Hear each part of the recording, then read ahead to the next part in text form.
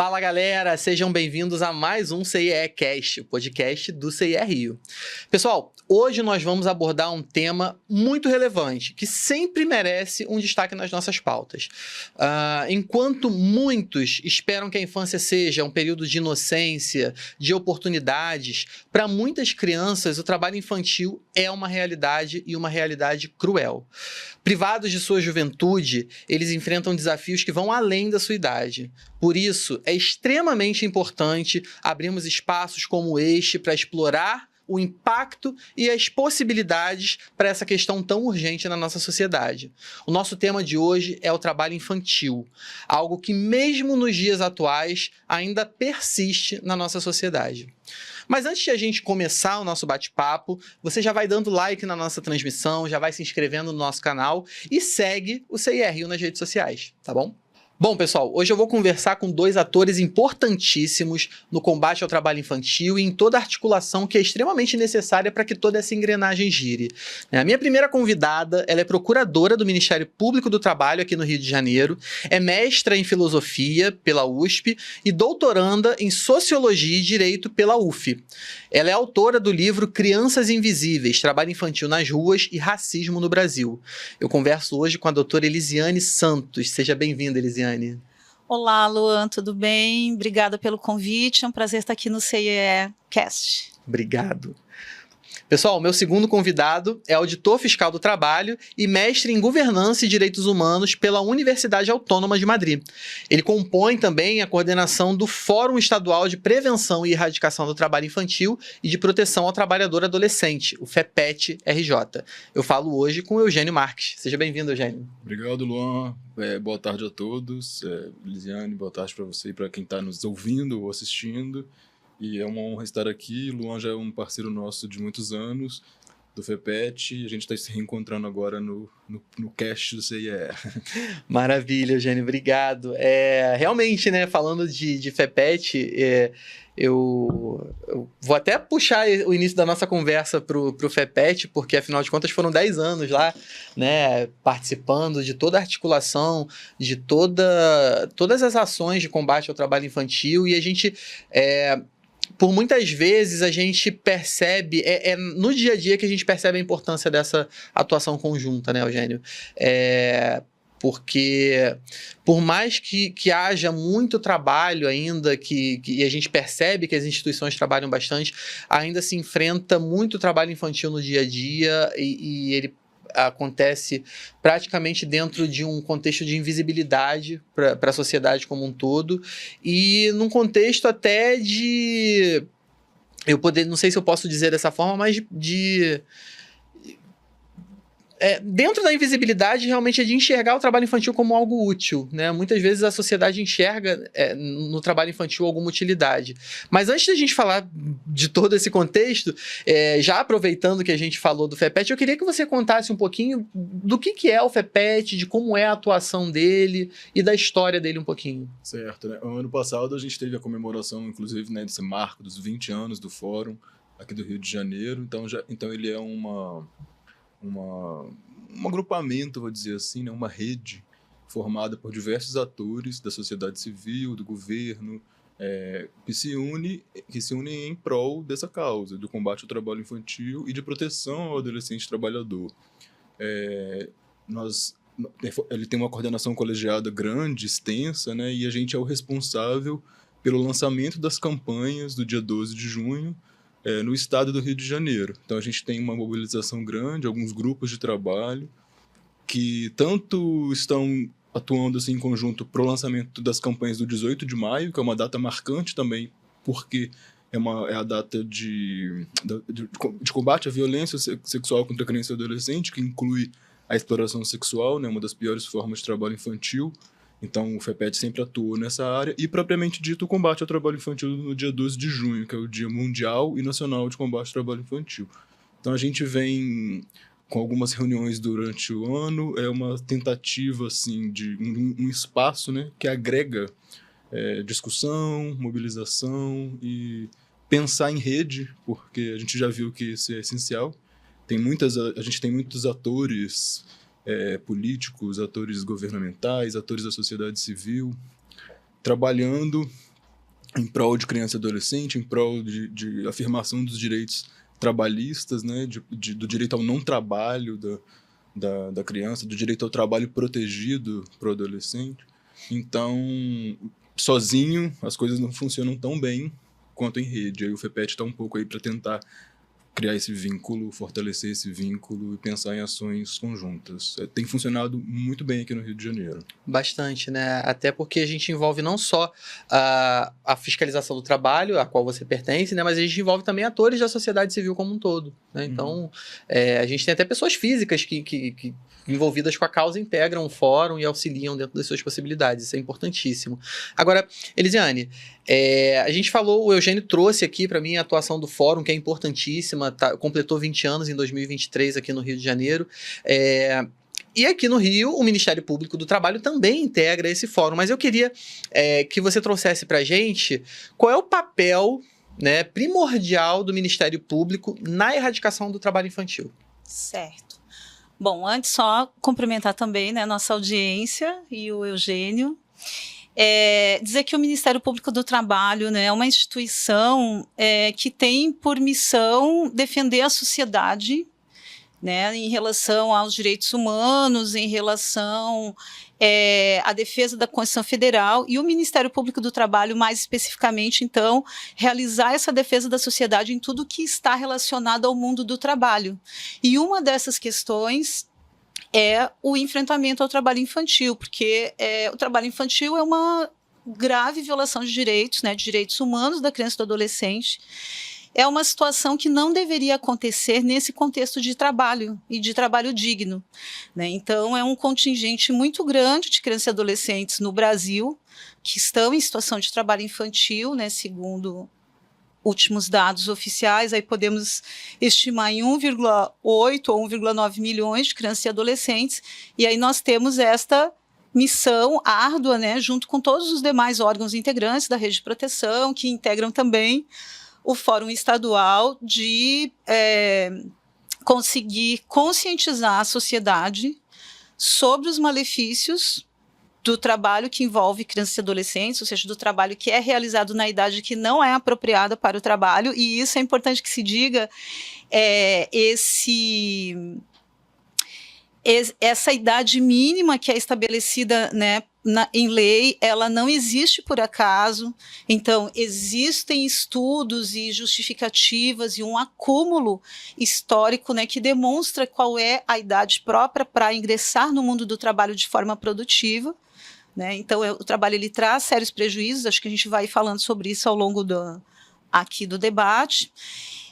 Temos esse desafio de conscientizar a sociedade, de apurar responsabilidades, né, de exploradores da mão de obra infantil, porque essa exploração de mão de obra infantil, ela também gera um lucro, um enriquecimento, né, para quem explora, especialmente quando isso acontece num contexto de organizações empresariais, mesmo que não seja de forma direta, né, mesmo que seja de forma indireta. Podemos falar mais sobre isso depois também. Então, o Ministério Público do Trabalho apura essas situações, faz investigação também, né, que é a nossa atuação repressiva, para buscar essa responsabilização em relação a exploradores, mas também atua de forma promocional, com campanhas, né, buscando essa conscientização da sociedade, buscando diálogo com as empresas, para que a lei da aprendizagem seja cumprida, e buscando também a implementação de políticas públicas pelo poder público. Basicamente, são essas as estratégias de atuação do MPT no enfrentamento do trabalho infantil. Né? É bastante coisa. É muito complexo, né? Exatamente. Então, é um escopo muito, muito estendido, muito extenso, né, na verdade.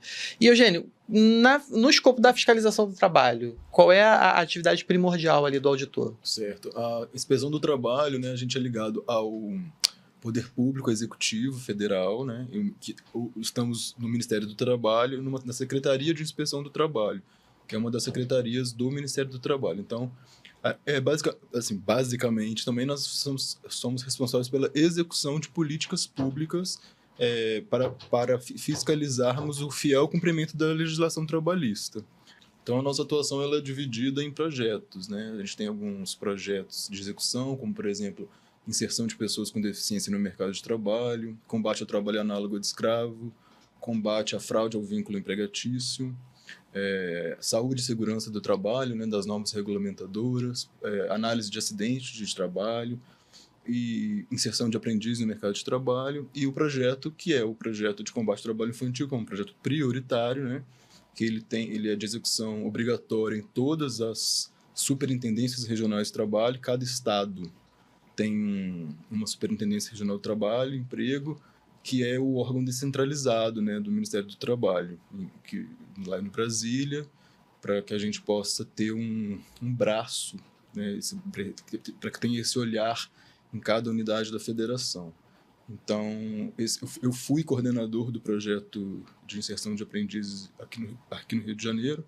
Depois migrei para para a coordenação do projeto de combate ao trabalho infantil, vendo também uma afinidade muito grande entre os dois projetos, e eu fui coordenador desse projeto até o início do ano. Então, acho que eu fiquei bem por dentro assim, das dificuldades das dificuldades aqui do Estado, né, em relação ao combate ao trabalho infantil, e dos próprios mecanismos mesmo de atuação do poder público em todas as esferas, né. A gente como eu mencionei antes, a gente trabalha muito em rede para a identificação desse problema e o que pode ser feito a partir de então. Sim. Então, assim, são dois órgãos que trabalham muito paralelamente, né? O Ministério Público do Trabalho e a fiscalização do trabalho, né? Então, só de início a gente já percebe a importância dessa atuação conjunta, não só entre dois órgãos públicos, mas também da sociedade como um todo, né? As instituições da sociedade civil. Agora, Elisiane, existem algumas estratégias legais, judiciais? Como é que o MPT se vale dessas estratégias no combate ao trabalho infantil? Sim, então, só voltando um pouquinho nas formas de atuação, Claro. E como o Eugênio falou também dos projetos do Ministério do Trabalho, é importante dizer, né, que a fiscalização do trabalho é o Ministério do Trabalho, que está ligado ao Executivo, e o Ministério Público do Trabalho é uma instituição independente, que não está ligada a nenhum ministério, né, nenhuma divisão, né, do Estado, de poder do Estado, e que defende a sociedade. Estou falando isso porque muita gente confunde, né, Ministério do Trabalho e Ministério Público do Trabalho. E aí eu queria aproveitar só para falar também sobre o projeto que nós temos no enfrentamento do trabalho infantil, que se chama Resgate à Infância. E ele vai contemplar aqueles 3 eixos que eu trouxe na minha fala anterior: educação, com MPT na escola, aprendizagem e políticas públicas. A outra forma de atuação que nós temos, onde entram essas estratégias jurídicas, né, judiciais que você perguntou, é a nossa atuação investigatória. Então, como é que ela funciona? Nós recebemos uma denúncia, ou mesmo que não venha essa denúncia, eu tomo conhecimento de uma situação de irregularidade, de uma situação de trabalho infantil. Então, vai ser aberto um procedimento investigatório. Nesse procedimento investigatório, nós temos várias formas de apurar a situação, inclusive com a fiscalização do trabalho, que nós podemos pedir para que a fiscalização vá naquele local, verifique a situação em loco. Nós podemos fazer uma força-tarefa, um grupo, né, operativo. Isso acontece muito quando essas situações envolvem trabalho em condição análoga de escravo. Então, podemos ir de forma conjunta no local para verificar a situação. Podemos ingressar com uma ação judicial cautelar, por exemplo, para pedir uma autorização para adentrar numa residência, o que pode acontecer numa situação de trabalho infantil doméstico, né?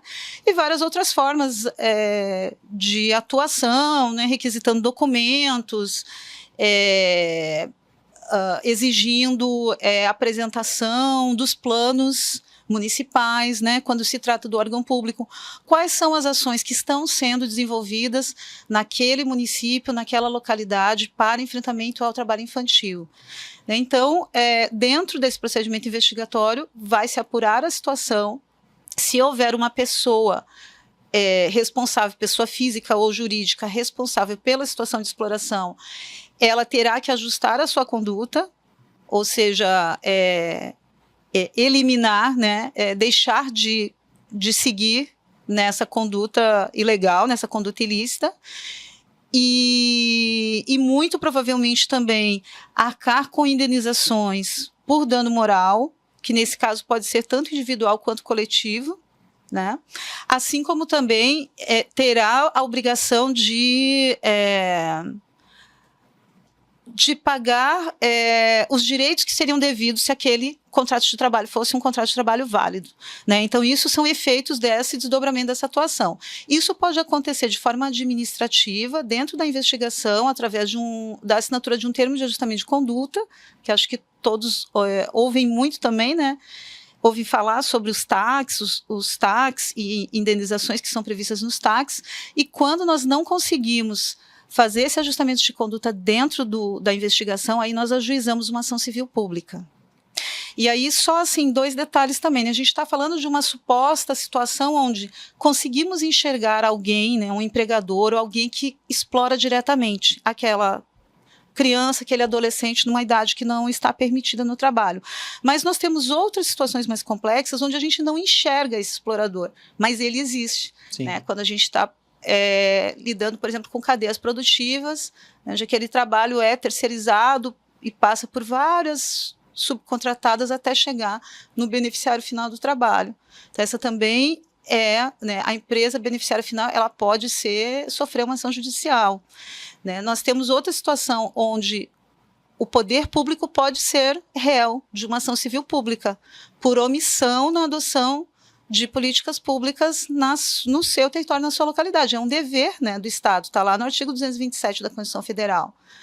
E, inclusive, nós temos uma decisão recente, muito importante, no desdobramento de uma atuação nossa, Ministério Público do Trabalho, em parceria com o Ministério do Trabalho no litoral de São Paulo, que lá no ano 2014, acho que nós fizemos grandes operações durante o verão, no litoral, e identificamos trabalho infantil nas ruas, em barraca de praia, em todo tipo de esporte aquático, em diferentes situações de trabalho infantil nas ruas, meninos carregando placas que vendiam imóveis, né? Lembra aqueles chamados meninos placa, né? E aí ajuizamos uma ação exigindo que o município implementasse as políticas públicas na área de educação, na área de orçamento, na área de aprendizagem, né, todos os diferentes setores que vão impactar na diminuição do trabalho infantil. E agora, recentemente, houve decisão proferida pelo TST, né, reconhecendo a competência da Justiça do Trabalho e a obrigação do município de efetivar essa política. Perfeito. Agora, Eugênio, a doutora Elisiane trouxe aqui um dado importante sobre a questão do trabalho infantil nas cadeias produtivas. E eu acho interessante a gente lembrar que a cada ano a mobilização, a campanha realizada pelo combate ao trabalho infantil, ela traz um mote específico, né? E o trabalho infantil na cadeia produtiva já foi um desses motes, né? Eu queria que vocês falassem um pouco da campanha desse ano. Afinal de contas, a gente vai ter aí no Rio de Janeiro um evento de lançamento na próxima semana, no dia 17, né? Pessoal, Dia Mundial de Combate ao Trabalho Infantil é 12 de junho. Mas, por questão de agenda, a gente vai fazer no dia 17, aqui no Rio de Janeiro. E aí, Eugênio, Elisiane, qual o tema que está sendo trabalhado esse ano no combate ao trabalho infantil? É uma boa pergunta, e eu vou aproveitar também, já que você mencionou a questão das cadeias produtivas, dizer assim, a gente costuma adotar o tema da OIT, né, que é um tema definido internacionalmente, justamente para dar esse caráter global no lançamento da campanha. E já foram abordadas questões múltiplas, já que o tema de trabalho infantil ele envolve muitas causas e muitas consequências, né, para a criança e para o adolescente trabalhador. Já houve temas que priorizaram a questão do direito à educação, né, não ao trabalho infantil, sim à educação de qualidade.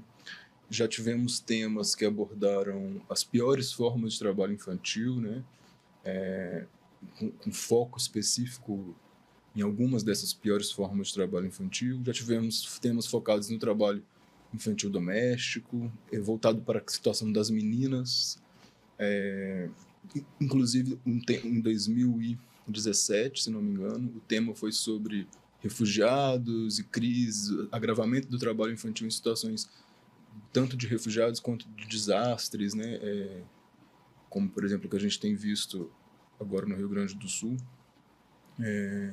E esse ano, o tema que foi definido pela OIT, que foi adotado pelo Brasil, foi sobre a situação de invisibilidade de crianças e adolescentes no trabalho infantil. Então, o mote da campanha versa sobre esse tema, e é o que a gente está definindo nos painéis e que vai ser discutido no evento de lançamento do dia 17. E essa questão da invisibilidade, ela é algo bem prático mesmo, né? Porque não sei se eu estou levando para o lado certo da discussão, mas de repente você passa pela rua e tem um menino vendendo bala. E aí você passa direto, como se fosse um ambulante qualquer, ou você compra e como se aquilo ali fosse algo normal, né? Algo comum, na verdade, porque comum, normal é que não é, né? E acho que a invisibilidade é nesse sentido também, né?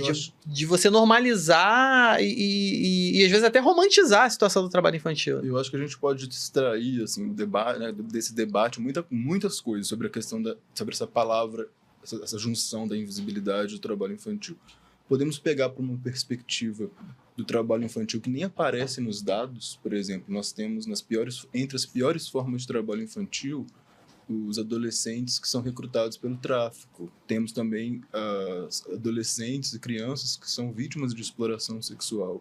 São dados que a gente nem tem como trabalhá-los, de tão invisibilizados que são. Então, a formulação de políticas públicas a partir de dados que são inexistentes é muito problemática, né? A gente não consegue ter noção da dimensão desse problema porque não temos acesso completo a eles. Então, já começa um erro muito histórico. E, além de tudo, também temos, como você veio nessa linha de raciocínio, né, a questão dessa invisibilidade muito vindo de uma perspectiva, assim, de uma naturalização do trabalho infantil que a sociedade carrega muito pelo conceito que tínhamos trazido pelo que é chamado Código de Menores, que é a doutrina da situação irregular, uma naturalização do trabalho para a infância pobre, né? Como se o trabalho fosse fornecer à criança pobre, né,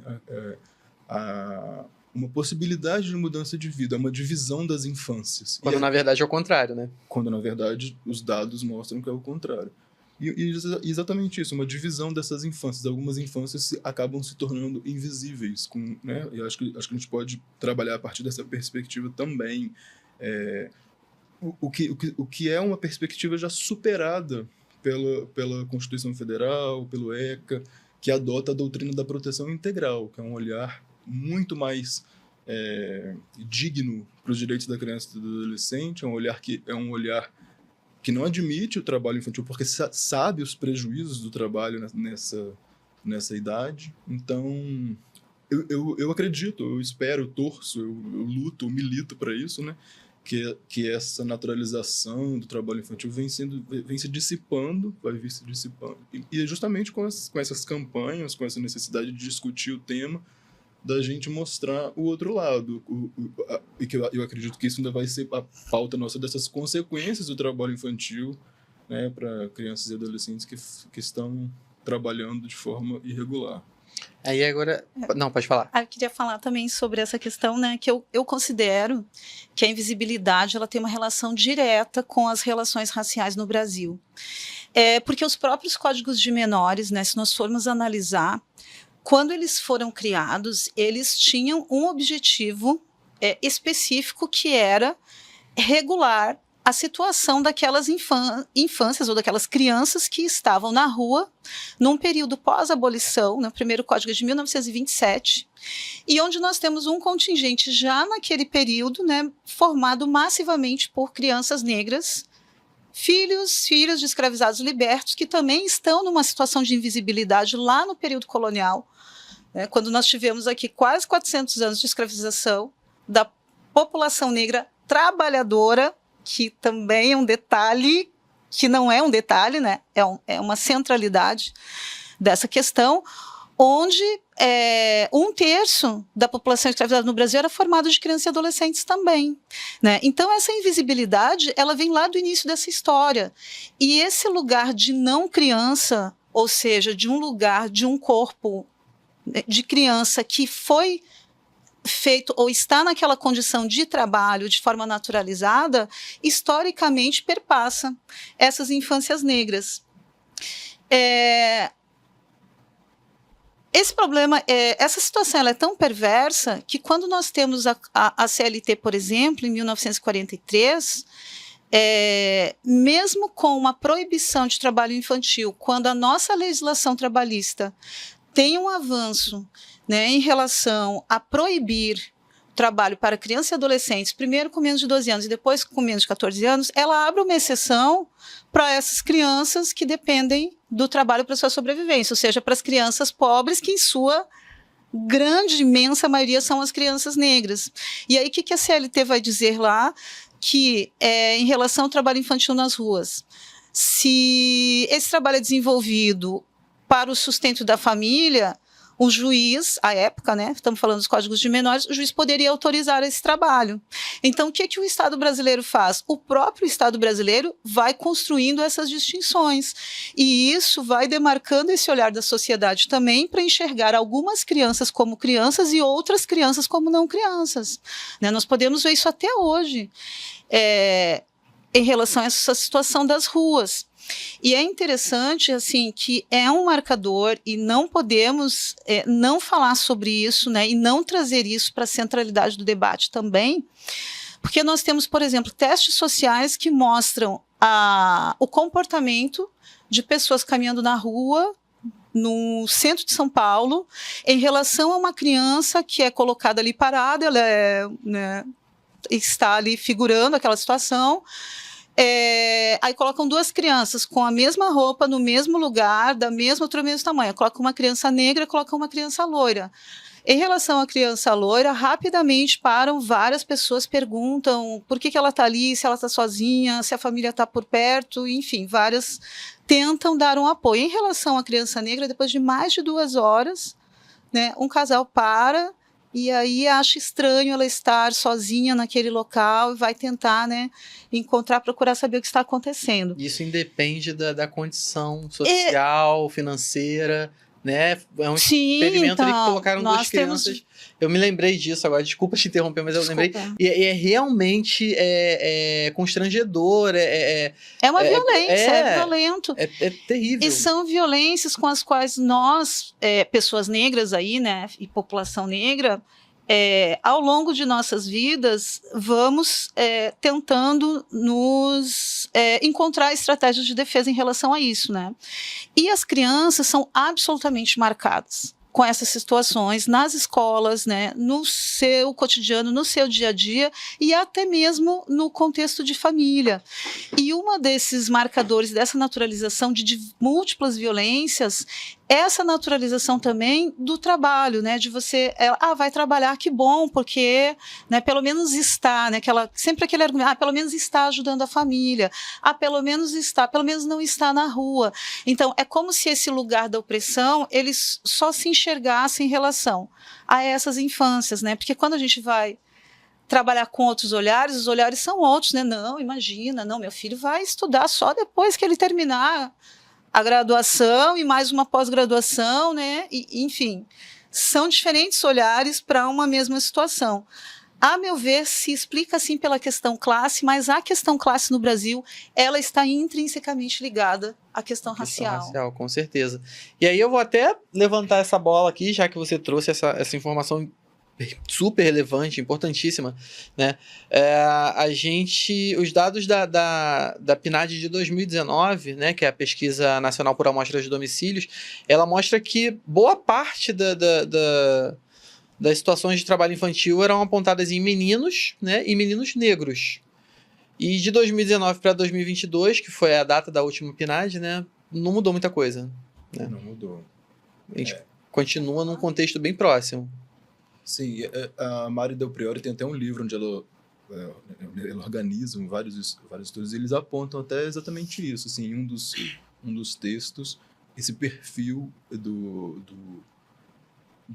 da criança, do adolescente negro, trabalhador, como que ele é massivo, né, assim, é proporcionalmente muito maior do que de crianças e adolescentes brancos, e como que isso se inverte depois na vida adulta, em relação a salários, então, assim, é algo que a gente pode pensar assim, por que isso é aceito para a infância da criança e do adolescente pobre, do criança e do adolescente pobre negro, sendo que esse trabalho nessa faixa etária não se traduz em ganhos financeiros, em colocações no mercado de trabalho na vida adulta, né? Isso já é discutido há muito tempo e, infelizmente, isso não mudou. Como você mesmo disse, em relação às proporções ali da PNAD de 2019 e 2022, elas continuam muito parecidas, né?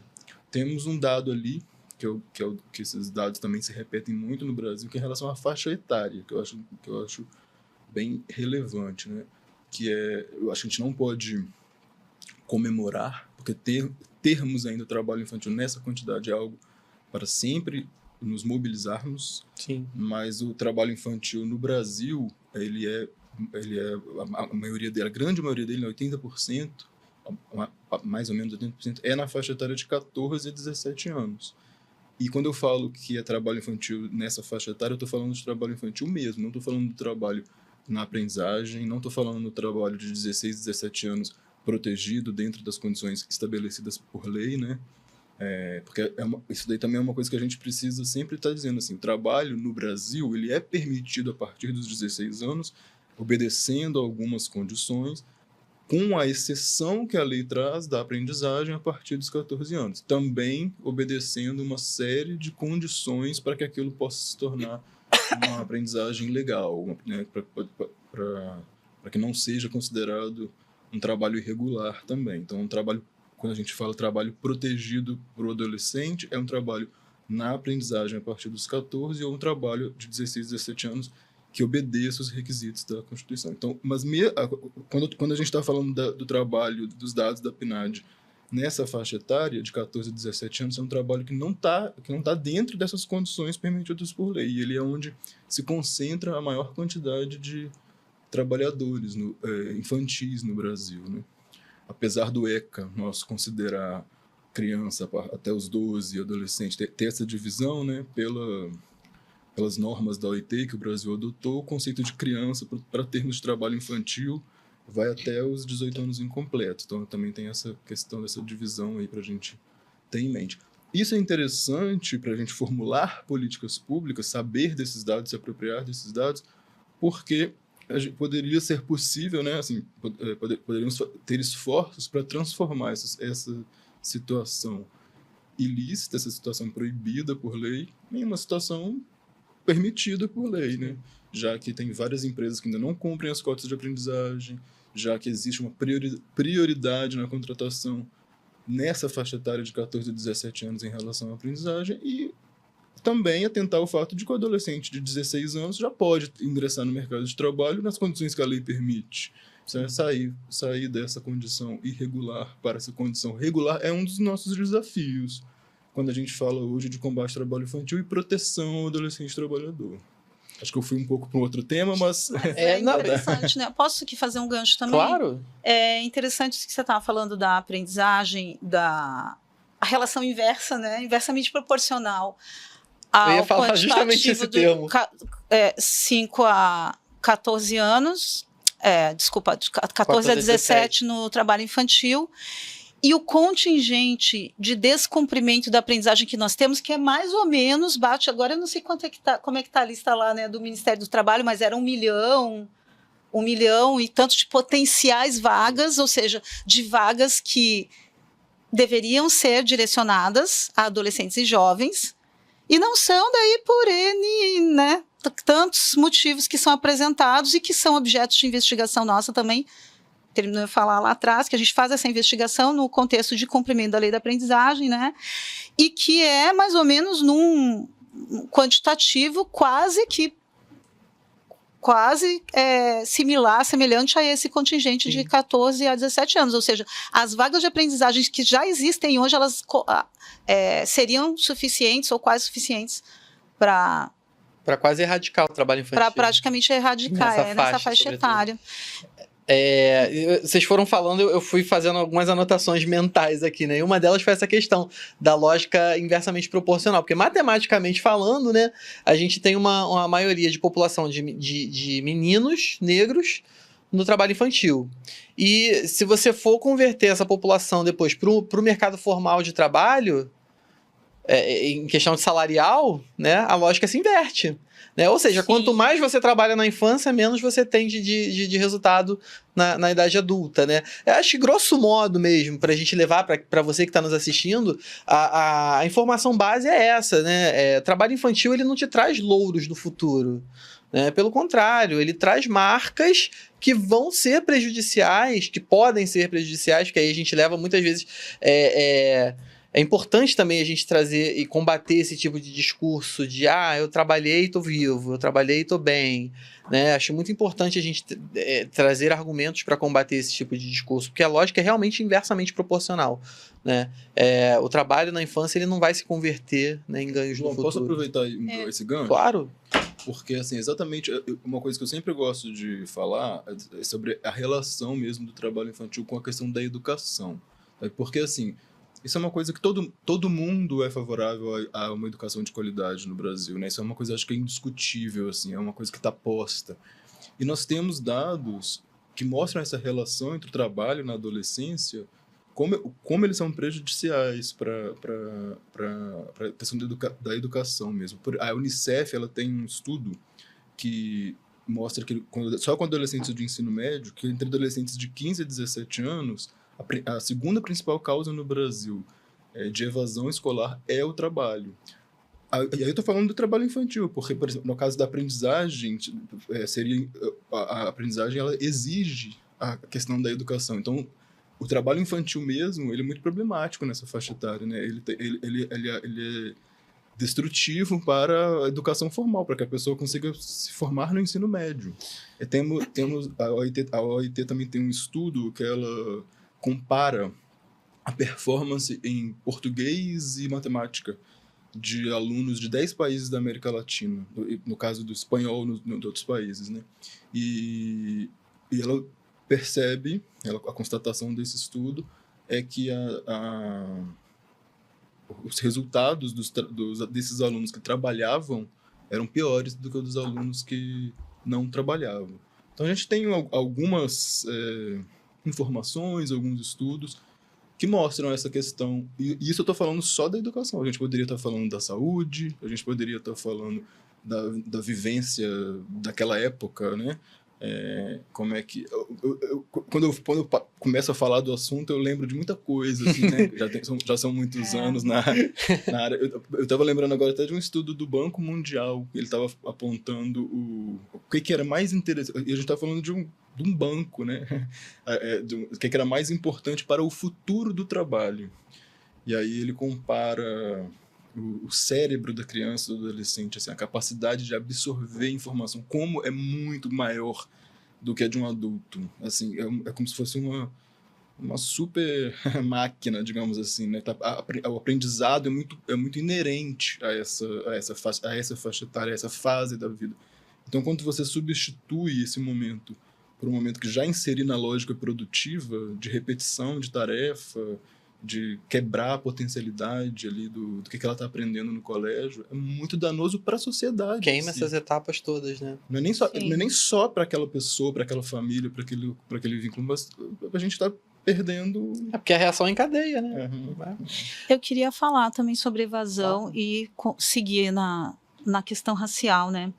Tem uma pesquisa do Unicef também, que é de 2022, se não me engano, que mostra que é curioso esse dado também, porque a quantidade de adolescentes que evadiram da escola, ele mais ou menos também bate com o dado de adolescentes em situação de trabalho infantil.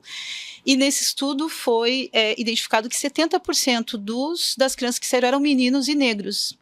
Né? Então, a questão racial, ela perpassa depois todos os outros setores que envolvem desigualdade no trabalho. Você falou depois do ingresso, depois aquele adolescente que passou pela situação de trabalho infantil, termina indo para o trabalho precarizado, e todas essas desigualdades raciais no mundo do trabalho que afeta a população adulta, ela também vai impactar no trabalho infantil, né? E aí é interessante, a gente tem uma pesquisa que foi feita parceria com o Diese, nós que pedimos o Ministério Público do Trabalho, lá em 2019, onde eles analisaram famílias de duas capitais, foi Porto Alegre e São Paulo. a partir dos dados do CadÚnico, né, e das situações de trabalho infantil, e conseguiram demonstrar que nas famílias onde os responsáveis tinham vínculos formais, a idade de ingresso no trabalho era mais elevada e quase inexistente situação de trabalho infantil. E nas situações de trabalho infantil, os responsáveis, né, normalmente estavam no trabalho em condição precarizada, né, ou seja, sem vínculo, sem proteção social.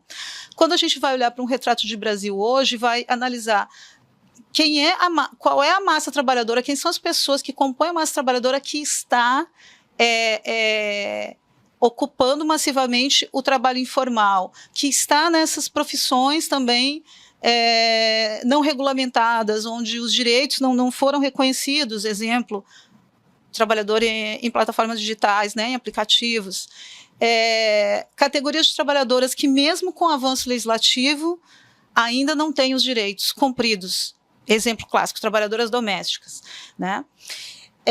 Outra questão, então, assim, nós temos essa desigualdade que afeta a população adulta, ela vem como uma herança, né, deste passado que excluiu e negou direitos à população negra historicamente, e ela vai afetando também a situação das infâncias. Porque um outro dado que é importante de nós analisarmos é que uma grande parte das situações de trabalho infantil, né, das famílias, elas são famílias monoparentais, onde as mulheres são responsáveis, né, pelo sustento da família. E aí a gente tem vários outros indicadores sociais, análises e estudos que vão demonstrar isso, inclusive quem foram as famílias mais afetadas pela pandemia, por exemplo, situação aí, período em que houve uma elevação do trabalho infantil nas ruas, do trabalho infantil que está sendo para o qual se chama a atenção nessa campanha, né, das infâncias invisíveis. E repito, então, né, eu não tenho como não falar, eu acho que é importante a gente pensar sobre isso e pensar sobre esses dados, porque quando a gente vai falar de políticas públicas, né, para além da intersetorialidade que a gente tem que pensar no enfrentamento ao trabalho infantil, a gente precisa pensar também em políticas que considerem essas questões raciais como estruturantes das desigualdades sociais no Brasil, né? Isso vai trazer um resultado mais efetivo no enfrentamento ao trabalho infantil. E aí, só para fechar, nas pesquisas sobre evasão escolar, juntamente com o trabalho, as respostas mais apresentadas pelas crianças também diz respeito ao racismo vivenciado dentro das escolas, né? E quando a gente está falando de racismo, a gente não está falando apenas assim de uma situação de injúria, de uma ofensa que foi proferida contra uma criança ou um adolescente dentro do ambiente escolar, mas nós estamos falando de currículo, nós estamos falando de não pertencimento, nós estamos falando de olhares, nós estamos falando de exclusão, de crianças que não são chamadas, por exemplo, para participar de determinadas atividades, né? Então, assim, é todo um contexto muito maior que precisa ser observado. A legislação antirracista, ela precisa estar conectada com a legislação de enfrentamento ao trabalho infantil, e aí a Lei 10.639, a Lei 11.645, que exige o ensino, né, da cultura afro-brasileira e indígena nas escolas, ele precisa estar dentro também dessas diversas políticas públicas que vão ser planejadas e desenvolvidas para se pensar no enfrentamento ao trabalho infantil.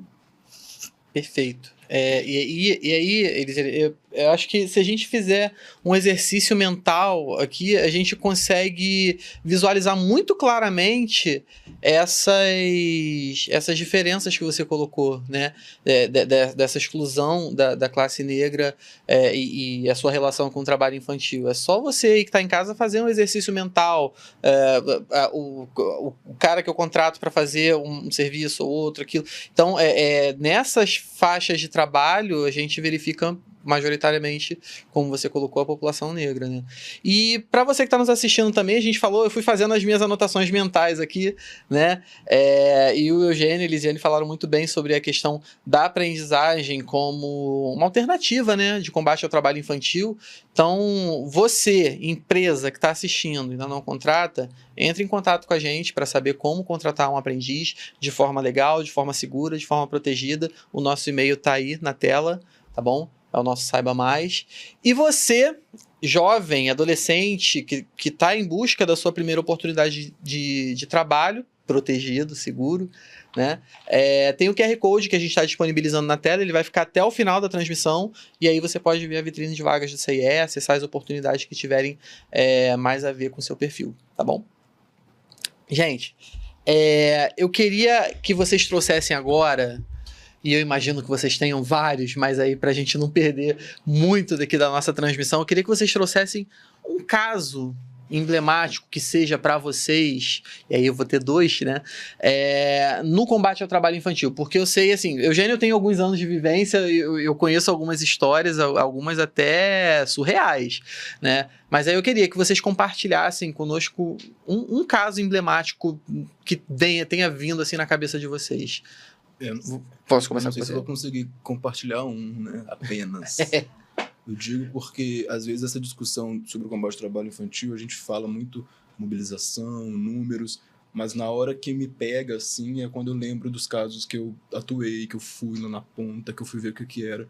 Alguns que chegam a embargar minha voz mesmo. E eu acho que esse contato com a realidade quando a gente vê o que dá para fazer e a situação chega a energiza, mas também entristece, acontece de tudo, Dói, né? São muitas emoções, assim. Eu tenho alguns casos que me marcaram muito.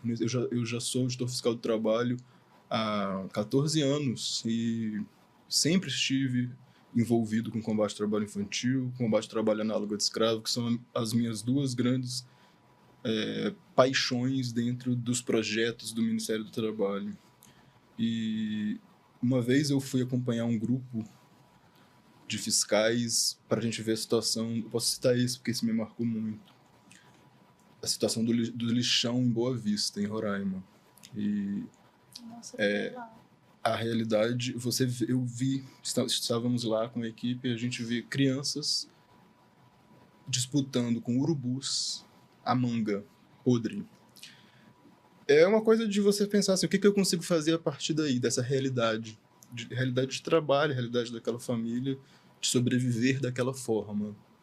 Então, quando eu falo de trabalho infantil, eu penso nesses casos também, os casos aqui no Rio, pra gente não fugir muito. Teve uma vez que eu fui atender uma fiscalização na Zona Oeste, e tinha uma menina de 10 anos que ela trabalhava numa venda de plantas, assim, ela tinha que organizar uma série de sacar as plantas assim, em umas caixas, e ela só podia ir para a escola depois que ela terminasse uma quantidade X. E foi estranho anotar aquilo, assim, ela falando assim, eu só posso sair daqui e ir para a escola quando eu termino de fazer essa quantidade de trabalho. E aí eu perguntava assim, e quando que você termina? Ela falou assim, não tem prazo. E você via que ela faltava muito à escola por conta do trabalho. E eu posso dizer de exemplos assim, que chegaram a ser assim, o trabalho infantil, ele adoece. O trabalho infantil mata também. Eu há poucos anos, recebi uma denúncia nesse sentido. Assim, já era uma investigação de um acidente de trabalho que tinha acontecido com morte, com um trabalhador de um restaurante trabalhando depois das 10 horas, um adolescente, não poderia estar trabalhando pelo horário noturno, não poderia estar trabalhando com um dos itens das piores formas de trabalho infantil, é justamente produtos inflamáveis, e ele manipulava produtos inflamáveis naquele restaurante, e ele se queimou e veio a falecer no dia 12 de junho. Não teve nada mais emblemático assim. Analisar aquilo para mim foi uma frustração também, de saber que a gente não chegou antes. Sim. Então, tem por isso que eu estou falando que são situações muito, muito difíceis. Existem situações que nos dão alegrias também, no sentido de que a gente consegue fazer os encaminhamentos possíveis, que a gente consegue acordo com empresas. O Ministério do Trabalho assinou um termo de compromisso com a Petrobras, onde ela se compromete a reservar parte das vagas delas da aprendizagem para egressos do trabalho infantil. Então a gente tem uma mobilização, assim, sempre que acontece isso, eles precisam de uma validação do Ministério do Trabalho, a gente procura secretarias de assistência social. Tem momentos onde a gente começa a ver que as coisas podem acontecer, né? estar em rede, participar dos eventos com os nossos parceiros, com o Ministério Público do Trabalho, ver as coisas acontecendo, são momentos gratificantes. E esse ano, você tá o caso que eu diria, eu já falei sobre isso, no final do ano passado, a gente fez o resgate de 2 trabalhadoras, uma delas de 13 anos, e a gente descobriu que ela era uma trabalhadora porque ela perdeu o dedo numa máquina de capim. E quando ela perdeu esse dedo, ela foi levada ao hospital, e o hospital identificou aquela situação como uma situação de acidente de trabalho. Foi um exemplo em que as coisas funcionaram, as políticas funcionaram. Ao identificar aquela situação como acidente de trabalho com uma criança, foi encaminhado para a Secretaria de Assistência Social, que identificou a necessidade do acompanhamento da fiscalização do trabalho pela situação que acontecia. E nós fomos, e era uma realidade muito difícil. Era uma realidade muito difícil de 2 meninas e de uma família analfabeta, ausente da escola, na região aqui no Rio de Janeiro. Então, assim, são coisas que a gente pode pensar assim, está longe de mim, não está longe de você. O trabalho infantil, os prejuízos do trabalho infantil são coisas que acontecem em 2024. Então, isso me mobiliza muito, porque eu trabalho com isso, eu vejo essas coisas que acontecem, e quando eu vejo algum discurso favorável ao trabalho infantil, isso me tira um pouco do sério. Incomoda muito. Me incomoda muito. Revoltar mesmo. Né? Eu citei alguns, e desculpa, né? Assim, porque eu poderia citar muito mais. A gente não pode perder nunca, né, a capacidade de se indignar, e não só a nós mesmos, mas em relação às pessoas que talvez, acho que não deveriam mais desconhecer, né, porque já se passou dessa possibilidade, né? Acho que todos têm acesso à informação, tem muito debate, né? Você vê, a gente tem uma trajetória de lutas também, desde início de operações de enfrentamento do trabalho escravo infantil, instalação de fórum nacional e dos fóruns estaduais, né? Tantas campanhas realizadas aí, uma redução, inclusive, importante nos dados de trabalho infantil no Brasil, né, se a gente pensar a década de 90 para hoje. Então, assim, não há mais justificativa para que alguém possa defender algo que é uma violência, né, que é uma grave violação de direitos humanos. E, no fim, eu já peguei a fala, posso falar dos casos? Claro. Então, é a mesma situação do Eugênio, assim, você estava falando e eu estava lembrando, assim, tenho casos, assim, muito tristes, muito impactantes, né, um dos primeiros que eu lembrei, quando recente ingressado no Ministério Público do Trabalho, esse ano vou fazer 19 anos, de um menino que foi trabalhar numa padaria, o nome da padaria Jesus é Bom, nunca esqueci esse nome, deveria ter uns 10 anos, agora não lembro se tinha 8 ou 10, e ele foi, segundo a história lá contada, né, pela mãe, que estava numa situação desesperadora, ela tinha concordado com esse trabalho para a entrega de pães. Ele ficou uma semana entregando pães para ganhar, acho que menos de R$10, e aí ele terminou indo cortar fiambre, numa máquina de fiambre, perdeu os 3 dedos da mão. Gente, isso é uma situação assim, embargasse também, tão desoladora, porque no caso, numa cidade do interior, condições difíceis de conseguir, né? Primeiro, assim, é uma situação irreparável. Não tem mais como reparar, né? A lesão, nós nem chegamos a acompanhar nessa situação do momento de hospital, como foi, porque isso chegou depois, né, no Ministério Público. Então, nós fomos tentar buscar reparação. O estabelecimento pequeno, não se encontrava o proprietário, enfim, ajuizamos uma ação. Espero que, né, depois eu saí da localidade, espero que tenha dado algum resultado efetivo. Mobilizei na época não só a ação judicial para responsabilizar o empregador, mas encaminhamentos para o INSS, para que pelo menos, né, alguma situação ali de benefício previdenciário, proteção social fosse assegurada. Fizemos o que era possível, mas é o caso também que a gente traz, né, quando alguém vem defender. Gente, não é grave, é sério e sim pode levar a acidentes fatais e morte, né? São 2 vidas perdidas a cada mês no Brasil em razão de trabalho infantil. Isso um dado do Ministério da Saúde que sabemos que é subnotificado, né? Você falou do lixão. Nos meus 19 anos de Ministério Público do Trabalho, eu acho que eu não realizei alguma outra inspeção, situação de tanta tragédia, de tanta desumanidade quanto a inspeção em lixão. Nós fizemos também, foi nesse período também na Bahia, em Ilhéus, e teve desdobramento depois, com resultados positivos de encaminhamento da situação. Gosto de pensar nas atuações positivas também, e aí queria trazer como exemplos mais de um caso, né? Mas nós temos alguns direcionados à inclusão dos adolescentes em cumprimento de medida socioeducativa, em programas de aprendizagem. E isso é muito gratificante, né? É muito emocionante quando a gente vê que assim está dando certo e que é uma oportunidade que eles têm. Não é fácil, é difícil, é complexo, porque são muitas distâncias, né, entre os atores que estão ali envolvidos, também, muitas camadas. Então, nessas situações, o trabalho ali dos profissionais da área de psicologia, de assistência social, né, é fundamental. E a gente vai tentando, às vezes, mesmo quando tem uma situação de uma possível desistência, né, ou uma dificuldade, a gente vai tentando sempre avançar no diálogo para conseguir mantê-los nos programas.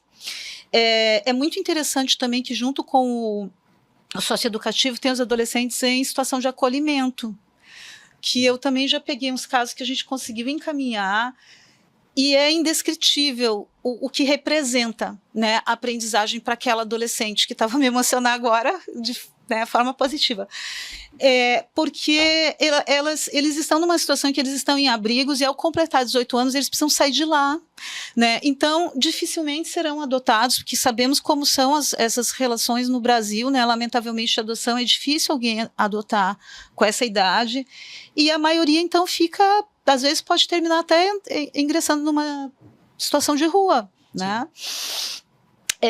Então, foi muito bonito também, muito lindo, um projeto que a gente conseguiu implementar e com empresas que eram descumpridoras de cota, e muito diálogo para conseguir implementar esses projetos, né? E uma fala que me marca muito em vivências e no âmbito acadêmico também, né? Porque também trabalho com a questão do ponto de vista acadêmico. Tem um livro publicado que é fruto da minha dissertação de mestrado. A fala de uma menina, quando eu estava, acho que era um domingo, e aí tinha uma menina vendendo pano de prato, isso numa das ruas de São Paulo, e ela passou na mesa. Eu geralmente converso, né? Eu acho que isso é bom como dica, né, para as pessoas, porque tem também toda essa questão, né, a não alimentar, né, o trabalho infantil no sentido de consumir produtos ou serviços oferecidos por crianças ou adolescentes. Mas eu digo que, ao mesmo tempo, é importante, assim, também não estigmatizar a pessoa, porque às vezes, né, se incorpora essa... eu não vou dar dinheiro. E aí, às vezes, você nem olha para, né, uma pessoa, um ser humano que está ali. Então, eu costumo conversar. E aí, eu conversando com uma menina, eu perguntei para ela o que ela gostaria de estar fazendo naquele dia. Era um domingo, perto do meio-dia, e eu achei que ela iria me responder que ela gostaria de estar brincando, né? E ela me disse que ela gostaria de estar dormindo. Então, você imagina uma criança com 10, 12 anos, que te responde que ela gostaria de estar dormindo em pleno domingo, no domingo à tarde, nos dá a noção do quão extenuante é, né, uma atividade que, como você acabou de falar, está naturalizada, porque passamos na rua e nós vemos as crianças e é como se as crianças estivessem ali. Tá com a mãe, tá com o pai, ou às vezes está sozinho, né? Mas, assim, essa fala, ela sempre ficou como uma lembrança, e são muitas, né? Tem vários outros casos. Essa fala me lembrou uma fala de uma reportagem que teve aqui no Rio, do RJTV, sobre trabalho infantil. E a repórter pergunta assim para a criança que está trabalhando: qual que é o seu sonho? A resposta dela é muito dura para mim. Ela fala assim: isso não é para mim, eu não sonho mais. É uma criança sem sonhos. Deixa eu cortar. É a antítese da infância, né? Então, nosso desafio é alimentar, mostrar, sim, que nós, né, podemos, que as nossas crianças têm o direito de sonhar e de serem crianças. Eu acho que é o nosso grande desafio, né, como E eu acho que é legal ser humano, assim. vocês se emocionarem. Eu fico tocado também, porque eu acho que mostra que a gente não tá sozinho, né, nessa batalha, que é diária, que é dura, que é de cortar o coração quando a gente enfrenta na prática, mas ela tem resultado. Eu acho que é isso que é importante também a gente trazer. E aí eu vou trazer mais uma vez para vocês que estão nos assistindo o lançamento da campanha desse ano, que aqui no Rio de Janeiro é organizado pelo FEPET, em conjunto, obviamente, com várias instituições, dentre elas a Fiscalização do Trabalho, o Ministério do Trabalho, o Ministério Público, o CIEE faz parte também dessa campanha. Ela vai ser realizada no dia 17 de junho, na Academia Brasileira de Letras, e o link para inscrição está na descrição do vídeo, vocês podem se inscrever. É um evento aberto à sociedade, então vocês podem se inteirar do trabalho que é realizado e podem servir também como agentes de disseminação de informação. Vocês podem levar informação. Aliás, Eugênio, uma coisa que nos anos aí que eu frequentei, que eu integrei, na verdade, frequentar, acho que é muito pouco, que eu integrei o FEPET, né, uma das grandes brigas que eu sempre travava, briga né, modo romântico de se dizer, era de que a gente tinha que levar a informação para fora dos nossos espaços de atuação, né? Porque não adianta, hoje nós três estamos conversando aqui, nós atuamos no combate ao trabalho infantil, né? Hoje mais indiretamente do que direta. Mas se essa discussão ficar só aqui, não adianta. Agora, hoje não. Hoje a gente está levando para uma galera que vai nos assistir. Mas se ficar só entre a gente, não adianta. Não adianta. Tem que se levar para a sociedade, tem que se conscientizar a sociedade, tem que se tirar o estigma de que o trabalho infantil traz resultados positivos e é por aí. A gente tem que ampliar o campo de discussão, o espaço de fala cada vez mais. Eu acho que muitas vezes as pessoas não sabem como agir também, né? O que fazer. Exato. E aí, Lu, eu queria até dar uma dica, porque eu estava falando do trabalho infantil nas ruas, né? E dessa menina dos panos de prato, que é muito importante que essas situações sejam encaminhadas, sejam relatadas, seja no Disque 100, seja no site do Ministério Público do Trabalho, seja num serviço de assistência social. Porque ainda que a gente não consiga atuar diretamente, né, porque o trabalho infantil nas ruas ele é muito complexo, precisa se identificar as famílias, precisa verificar se a criança está na escola ou não está na escola, a gente vai buscar, né, que as políticas públicas sejam realizadas. Então, assim, tem essa complexidade, mas à medida que essas informações chegam nos órgãos competentes, nós conseguimos ir cobrando isso do município, entendeu? Porque tem pontos onde acontece, né, com mais frequência determinadas formas de trabalho, tem determinados cruzamentos na cidade, tem determinados sinais onde se concentram, né? Então é importante que se diga também, a atuação do Ministério Público do Trabalho não é no sentido de ir lá, retirar a criança, uma atuação repressiva em relação à família, não é essa. Não é esse o encaminhamento, né? A gente encaminha a informação para o serviço de assistência social. Existe um serviço nos municípios que se chama Serviço de Abordagem Social de Rua. Os assistentes sociais começam a fazer o que eles chamam de aproximação de vínculos, vão todos os dias no lugar, conversar com as crianças, descobrir onde é a escola que estuda, ou se está fora da escola, né? Descobrir onde está a família para conseguir encaminhar aquela família para programas sociais. E aí um dado interessante é que grande parte das crianças que estão em situação de trabalho infantil nas ruas, elas sequer acessam programas sociais básicos como Bolsa Família, como outros programas de transferências de renda, né? Então, assim, as denúncias são muito importantes, tá? Elas vão gerar esse tipo de atuação, né? Que é uma atuação proativa, não é uma atuação de penalização de famílias. A gente entende as famílias como vítimas também, né, de toda essa estrutura de negação sistemática de direitos. É importante, né, para as pessoas não pensarem que que a atuação, né, no combate ao trabalho infantil, ela vai necessariamente retirar a criança da família, né? Tá longe de ser. Agora, pode acontecer, pode mas... acontecer. Né? Agora, quando tem alguém ou alguma organização empresarial se beneficiando daquele trabalho, e aí eu já tive uma inspeção que nós fizemos de cadeia produtiva pequena, mas que acontecia ao lado do Conselho Tutelar, num determinado bairro. As crianças produziam, fechavam sacolas de papelão, essa sacola depois era vendida, né, comercializada numa gráfica, e aí conseguimos ali encontrar toda a cadeia, né, essa estrutura econômica que ofere um lucro, né, ofere um benefício econômico daquele trabalho que está sendo realizado ali no fundo de quintal, da vizinha, que daí os vizinhos ficam apavorados também quando a gente chega, porque eles acham que é algo ruim, né? Porque se construiu essa visão também, né? De uma repressão, uma visão negativa, inclusive em relação ao próprio Conselho Tutelar. Né? Então é importante que saibam que as denúncias, elas trazem desdobramentos, elas trazem resultados e vão trazer essa efetividade também de encaminhar as famílias para serviços de assistência social. E quando tem que se responsabilizar alguém que se beneficia economicamente do trabalho, nós vamos responsabilizar também. E essa responsabilização, ela vai também trazer efeitos positivos para a sociedade, para a proteção das infâncias. Porque nas indenizações por dano moral coletivo, nós temos possibilidade de reverter para projetos em parceria, Exato. Inclusive, com vários, né, atores aí da rede de proteção. Eu vou aproveitar esse momento, já que você também tinha mencionado a questão dos encaminhamentos, das denúncias, para dizer o seguinte: aqui no Rio, enquanto eu estiver à frente do projeto, o índice de efetividade nosso de atendimento de denúncia, em que a denúncia se comprovava verdadeira, com os dados, efetiva, era muito baixo. Porque eram mal formuladas, vinham faltando detalhes importantíssimos que contribuíssem para a fiscalização.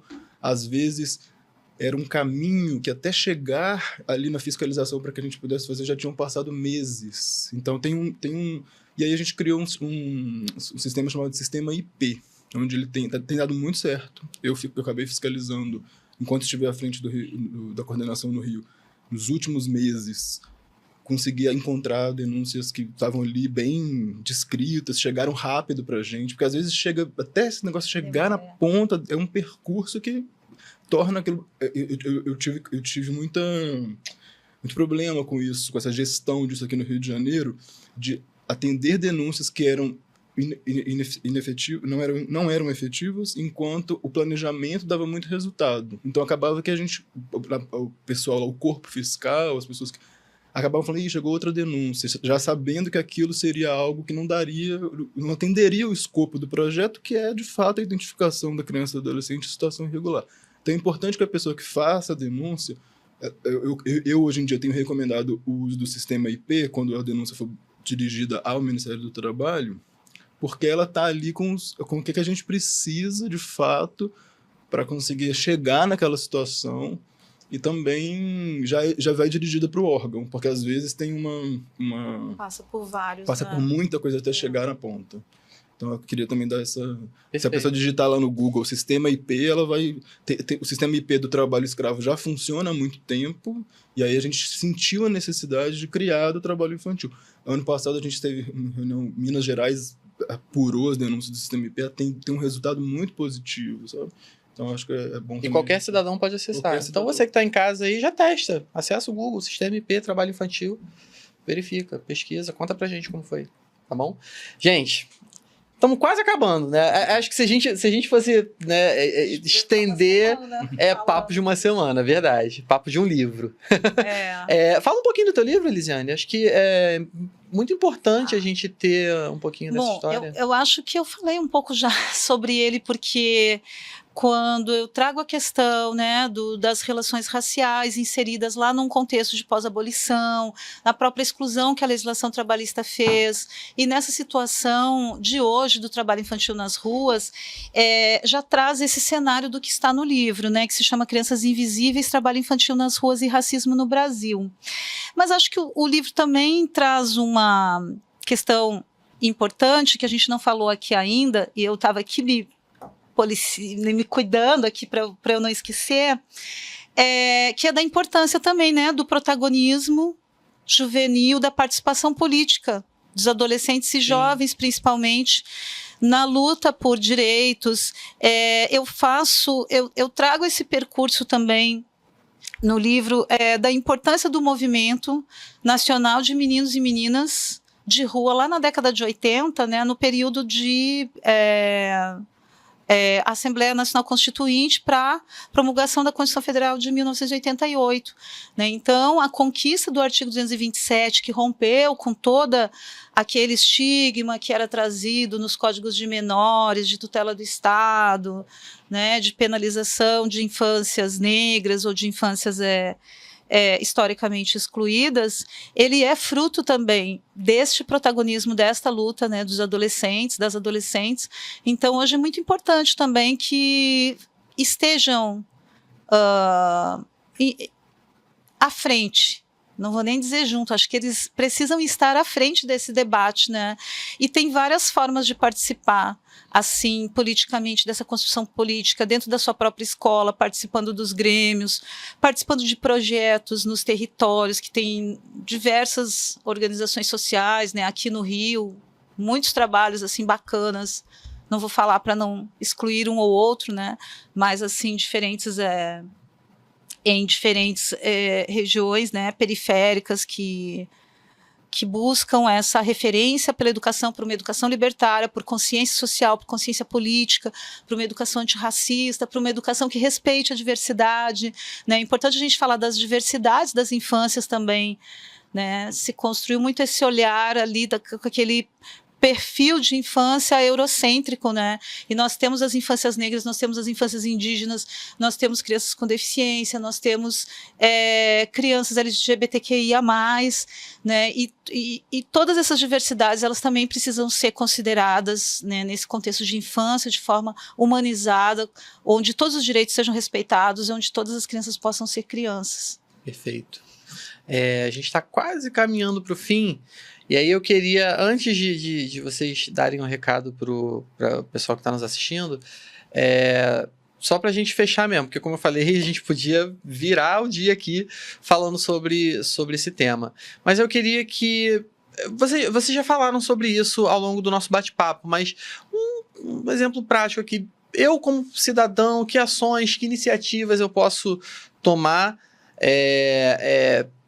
visando ao combate ao trabalho infantil? O que eu posso fazer de prático? Porque às vezes a gente fala, né, e é uma crítica muito grande, a gente está muito no âmbito das ideias. Então, vamos lá, prático, no sentido prático. O que eu, como cidadão, posso fazer para auxiliar o combate ao trabalho infantil? Posso começar? Uhum. Em primeiro lugar, acho que tendo um mote da campanha, né, não deixar se tornar algo invisível. Se posicionar, eu acho que às vezes é uma questão importante, assim, às vezes alguém fala algum comentário e a pessoa deixa passar. Eu acho que é importante se posicionar, ainda mais a pessoa que já passou por um processo de conscientização. Eu acho que é importante ela dizer, não é bem assim, eu não tenho esses malefícios, porque isso contribui muito para que aquela sementinha ali floresça, para desconstruir esse pensamento ultrapassado sobre o trabalho infantil. Então, eu estou dizendo isso de um ponto de vista das microconvivências mesmo, que eu acho que também são relevantes quando a gente discute qualquer tema, né? Sim. Então, e além disso, um engajamento mesmo, assim, não quando olhar, assim, tem uma criança vendendo bala, não achar aquilo, tá bom, acontece. Não, às vezes a criança está sozinha, né? Como é que a gente consegue conceber uma criança sozinha no meio de um bar? E aí, quem é essa? Onde está a rede de apoio dela? Eu acho que é importante a gente também pensar um pouco sobre isso, né? Assim, no sentido de nós cidadãos que vemos essas coisas acontecendo no nosso dia a dia, o que eu posso fazer? Será que eu posso contatar algum órgão? Acho importante a gente não naturalizar o trabalho infantil de forma nenhuma, não deixar que aquilo seja algo corriqueiro e é da sociedade, é assim. Eu acho que uma indignação é sempre bem-vinda nesses momentos. Então, então, resumindo, seria isso. Tanto nessa microconvivência, assim, de falar assim, isso tá errado. Apontar isso não, isso está errado. Como chegar a pensar o que eu posso fazer, para onde eu posso encaminhar alguma pessoa que consiga, algum órgão que consiga atender esse tipo de É sempre um violação. começo, né? Mesmo que a pessoa não esteja ali naquele momento imbuída dos dados, que ela não tenha, é só você... Não, não é legal. Exatamente. E aí os dados você vai procurar depois, você vai, né, se instruindo, se informando, até, de repente, frequentar, integrar uma rede de combate, né? Eu acho que começa por aí, pela indignação. Né? E você, Elisiane, o que você acha? Eu acho que o primeiro passo é esse também, né? Não romper o silêncio, não naturalizar o trabalho infantil. Nesse romper o silêncio, nós podemos salvar vidas, né? E aí estou falando muito do trabalho infantil doméstico, porque vejam assim os casos recentes, por exemplo, de resgates, né? Eles são de trabalhadoras domésticas, senhoras idosas em situação de trabalho escravo, são situações que começaram lá na infância, né? Eu sempre fico pensando, gente, como é que passaram-se décadas numa situação de silenciamento, né, que vem pela naturalização.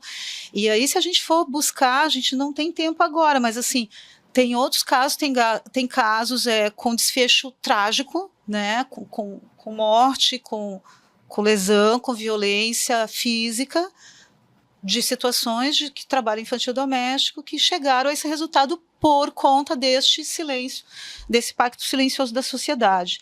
Então, não naturalizar, romper o silêncio, contribuir com projetos, a gente estava falando, né, tem tantas organizações sociais bacanas aí que realizam projetos importantes de educação, de apoio e fortalecimento de infâncias e juventudes periféricas, né?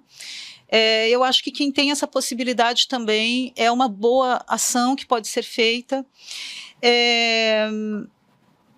Trazer esse olhar de humanidade, né? Não só para a sua criança, mas para as crianças em geral.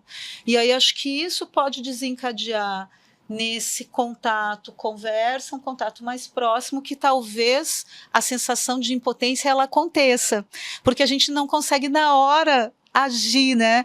Mas o que vem depois, às vezes a própria conversa já traz um sentido para aquela criança que está sendo ouvida, e o que pode ser acionado depois, seja uma denúncia via, qual é o nome mesmo? Sistema IP. Sistema IP, seja pelo Ministério Público do Trabalho, o site é www.mpt.mp.br, tem um aplicativo também de celular, que é o MPT Pardal, né? Seja pelo Disque 100, o encaminhamento foi feito, ou seja, a pessoa está cumprindo seu papel, Não porque é papel de cada um, né? de nós, é papel de cada um de nós, né? Estado, família e sociedade.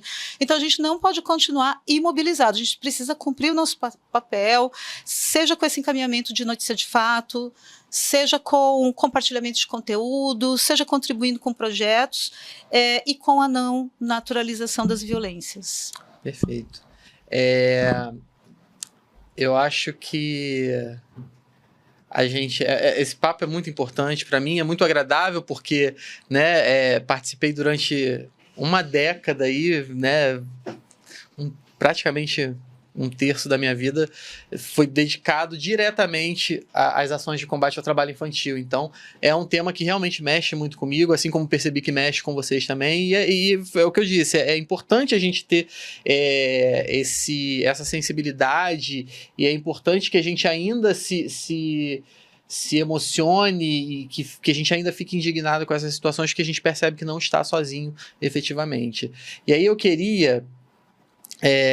levantar aqui, fazer uma homenagem especial para uma pessoa muito querida, porque quando a gente fala de combate ao trabalho infantil no Rio de Janeiro, acho que a gente que frequenta, né, esses grupos, é impossível a gente não pensar em outra pessoa que não seja a Fátima, né?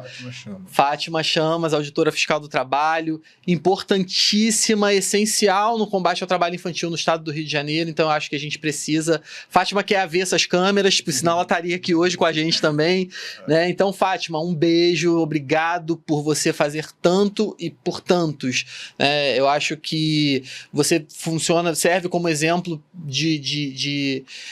dessa indignação que é muito necessária, do trabalho em rede, de abrir mão de vaidade, de várias outras coisas em prol de uma causa. Então, eu acho que a gente não poderia encerrar essa transmissão aqui hoje sem fazer essa homenagem mais do que justa a você, tá bom? Eu vou ter que me subscrever, porque a Fátima foi e é minha grande parceira no trabalho, no fórum, uma pessoa com quem compartilhei muito dessas sensações todas de alegrias e de desafios dentro da nossa atuação. E, de fato, ela é uma pessoa muito inspiradora no combate ao trabalho infantil, muito aguerrida, muito mobilizadora. Eu acho que eu acredito que ela tem uma coisa que eu quero enfatizar, que é saber trabalhar em rede. E isso foi o que eu mais aprendi com a Fátima e com o fórum, porque quando eu cheguei assim no fórum, eu falei, será que isso... Eu sou muito objetivo, e eu não sabia se aquilo funcionava mesmo, achei deve ser um monte de falação, deve ser um monte de gente falando. E não, de fato, ele mobiliza mesmo. As campanhas aqui no Rio de Janeiro acontecem por conta das reuniões do fórum, e o engajamento, e até mesmo o estreitamento das relações entre os órgãos, no sentido assim, eu tenho que encaminhar isso para tal. O fórum é um facilitador dessas questões. Então, é uma contribuição da Fátima à frente do fórum. E eu acho que eu vou ser até... eu vou falar algo que a Fátima falaria, porque a Fátima também não gosta dessa personalização. Então, ela entende que isso é um fruto do próprio fórum mesmo. E ela age dessa forma, assim, que ela quer que o fórum mantenha um legado, né?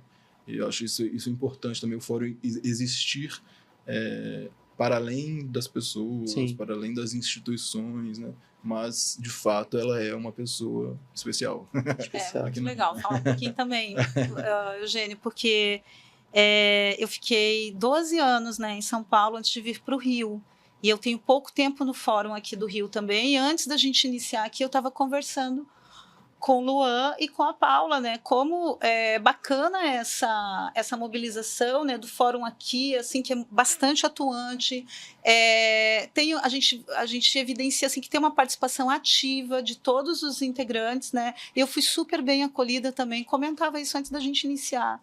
E agora vocês estão falando, parece que realmente tem, né, essa marca também de Fátima, que já desde que eu cheguei também me acolheu muito carinhosamente. Eu também. E já fizemos várias coisas, inclusive, né, em pouco tempo. Eu cheguei várias coisas juntas. Cheguei no FEPEST em 2014, no ano que a gente fez aquele cartão vermelho na praia, gigantesco, com um mosaico enorme, com drone, com tudo. Eu cheguei no meio daquela bagunça toda, foi maravilhoso. A Fátima me recebeu muito bem.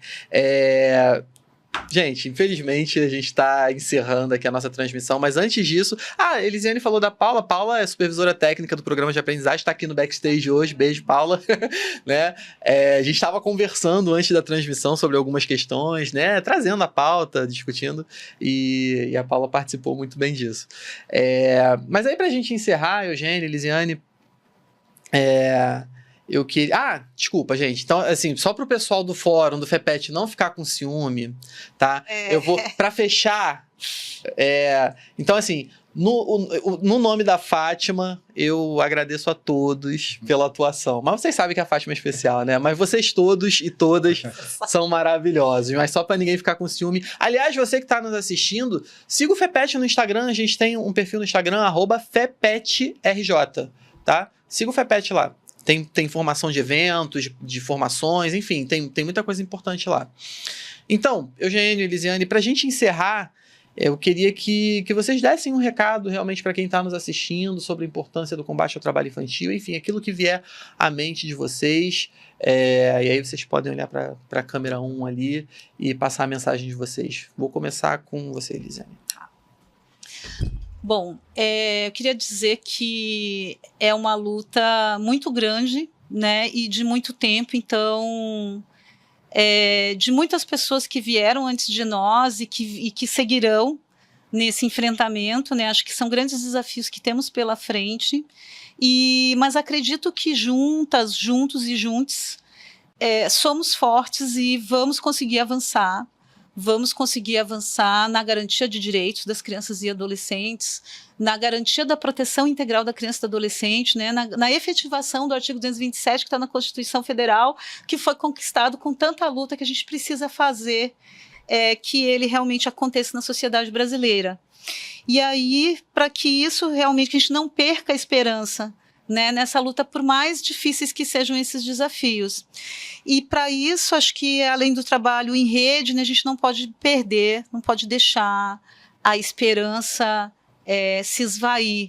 Então, eu vou trazendo o Paulo Freire, né, que é um grande mestre também para a gente pensar no enfrentamento do trabalho infantil pela educação, trazer a mensagem que ele nos deixou, né, de esperançar, que é a esperança com ação, para a gente continuar esperançando, porque assim acho que a gente vai conseguir chegar nessa sociedade justa, onde todas as crianças possam realmente ser crianças.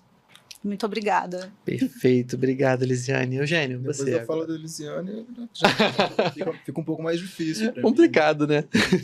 Além de subscrever tudo que ela disse, eu pediria às pessoas para que se engajassem, trabalhassem, se interessaram pelo tema. Esse trabalho em rede mesmo para a erradicação do trabalho infantil é muito importante. A gente, se você está lá na ponta, não é o seu trabalho no seu dia a dia, mas o simples despertar para o assunto, assim, eu acho que isso já é grande. Você plantar alguma coisa ali dentro, conversar com seus pares. De repente você tem uma outra profissão, não é, no seu dia a dia, não é se engajar nessa causa como a gente que está ali, como a gente que está ali na ponta e trabalhando com isso, mas é igualmente importante essa mudança de perspectiva assim no dia a dia. Então, para mim, o recado seria esse, assim, não invisibilizar, aproveitando o mote da campanha, não deixe que o trabalho infantil seja algo invisível, seja algo corriqueiro, seja algo naturalizado na sociedade. Absorva, entenda, multiplique essa ideia. Como a gente usava muito no fórum, né? Combate ao trabalho infantil, multiplique essa ideia. Multiplique. É bom. Inclusive compartilhando o videocast, né? Exatamente. Então, se você tá assistindo aí o CIEcast hoje, ele tá disponível no nosso canal no YouTube. Aliás, se inscreva. E ele tá disponível também nas principais plataformas de streaming de áudio, tá bom? Spotify, Deezer, Apple, enfim. Só procurar que você vai achar, tá ok? Luan, e convidar todos a participar do seminário dia 17 de junho, Sim. Né, na ABL. Mais uma vez. Então, 17 de junho, começa que horas? 13 horas. 13 horas na Academia Brasileira de Letras, fica no Castelo, aqui no centro do Rio.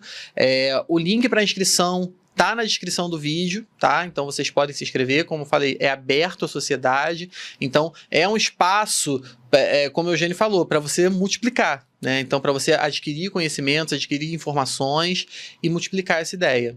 Tá bom? Elisiane, muito obrigado pela sua participação. Eugênio, muito obrigado.